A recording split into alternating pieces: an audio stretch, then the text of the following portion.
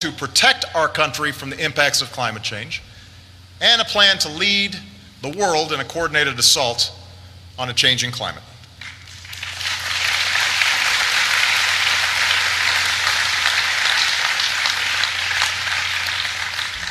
This plan begins with cutting carbon pollution by changing the way we use energy, using less dirty energy, using more clean energy, wasting less energy throughout our economy. And 43 years ago, Congress passed a law called the Clean Air Act of 1970. It was a good law. The reasoning behind it was simple. New technology can protect our health by protecting the air we breathe from harmful pollution. And that law passed the Senate unanimously. Think about that. It passed the Senate unanimously.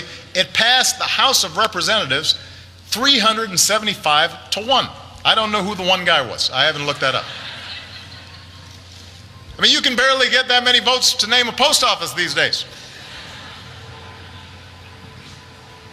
It was signed into law by a Republican president.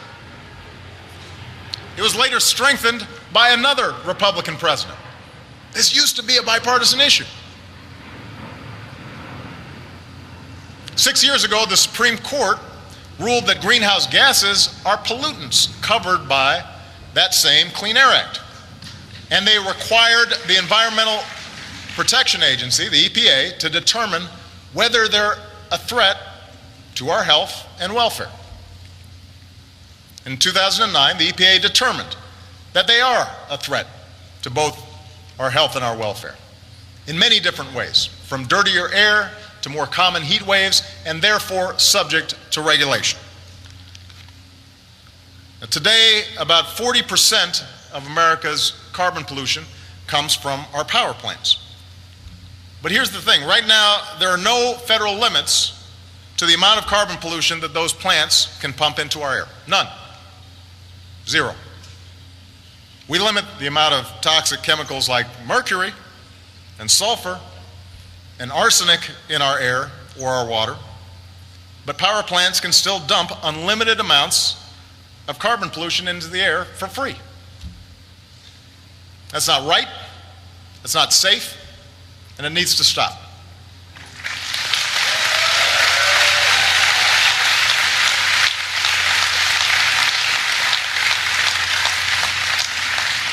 So today, for the sake of our children and the health and safety of all Americans, I'm directing the Environmental Protection Agency to put an end to the limitless dumping of carbon pollution from our power plants and complete new pollution standards for both new and existing power plants.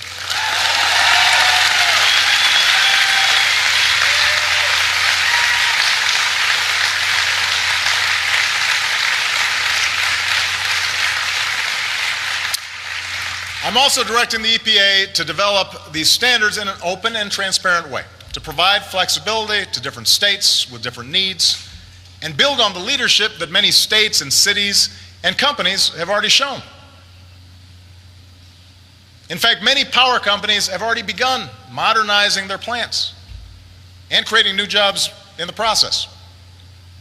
Others have shifted to burning cleaner natural gas instead of dirtier fuel sources. Nearly a dozen states have already implemented or are implementing their own market-based programs to reduce carbon pollution. More than 25 have set energy efficiency targets. More than 35 have set renewable energy targets. Over 1,000 mayors have signed agreements to cut carbon pollution. So the idea of setting higher pollution standards for our power plants is not new. It's just time for Washington to catch up with the rest of the country, and that's what we intend to do.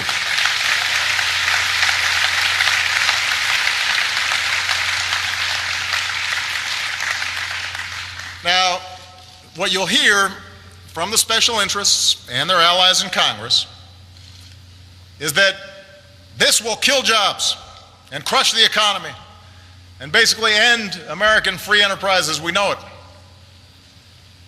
And the reason I know you'll hear those things is because that's what they said every time America sets clear rules and better standards for our air and our water and our children's health. And every time they've been wrong. For example, in 1970, when we decided through the Clean Air Act to do something about the smog that was choking our cities. And by the way, most young people here aren't old enough to remember what it was like, but you know, when I was going to school in 1979, 1980 in Los Angeles, there were days where folks couldn't go outside. And the sunsets were spectacular because of all the pollution in the air. But at the time when we passed the Clean Air Act to try to get rid of some of this smog, some of the same doomsayers were saying new pollution standards will decimate the auto industry. Guess what? Didn't happen. Our air got cleaner. In 1990, when we decided to do something about acid rain, they said our electricity bills would go up, the lights would go off, businesses around the country would suffer, I quote, a quiet death. None of it happened, except we cut acid rain dramatically. See, the problem with all these tired excuses for inaction is that it suggests a fundamental lack of faith in American business and American ingenuity.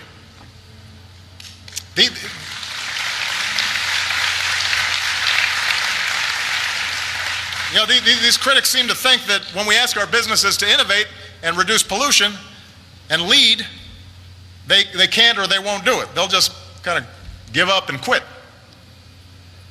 But in America, we know that's not true. Look at our history. When we restricted cancer-causing chemicals in plastics and let it fuel in our cars, it didn't end the plastics industry or the oil industry. American chemists came up with better substitutes. When we phased out CFCs, the gases that were depleting the ozone layer, it didn't kill off refrigerators or air conditioners or deodorant. American workers and businesses figured out how to do it better without harming the environment as much.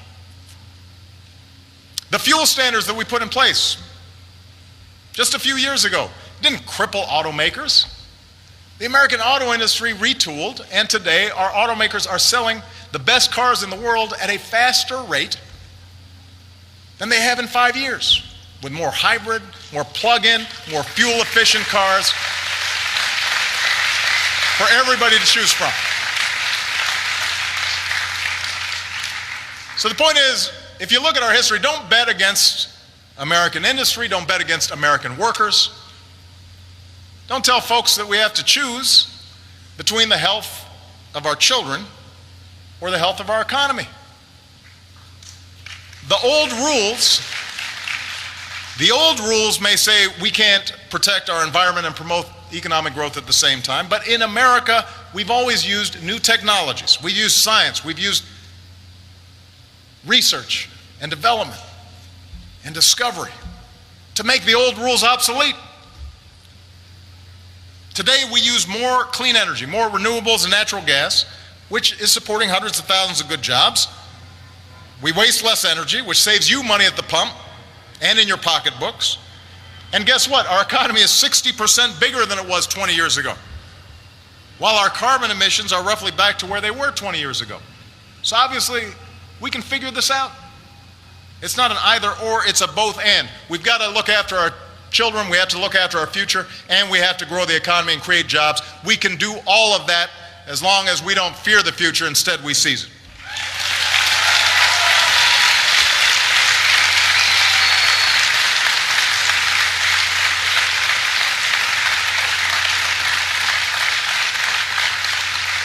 And by the way, don't take my word for it.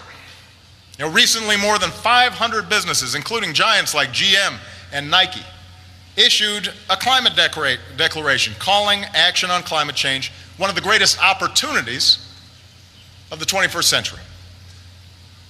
Walmart is working to cut its carbon pollution by 20% and transition completely to renewable energy. Yeah, Walmart deserves a cheer for that. But think about it. Would the biggest company, the biggest retailer in America, would they really do that if it weren't good for business? If it weren't good for their shareholders? A low-carbon, clean energy economy can be an engine of growth for decades to come. And I want America to build that engine. I want America to build that future right here in the United States of America. That's our task.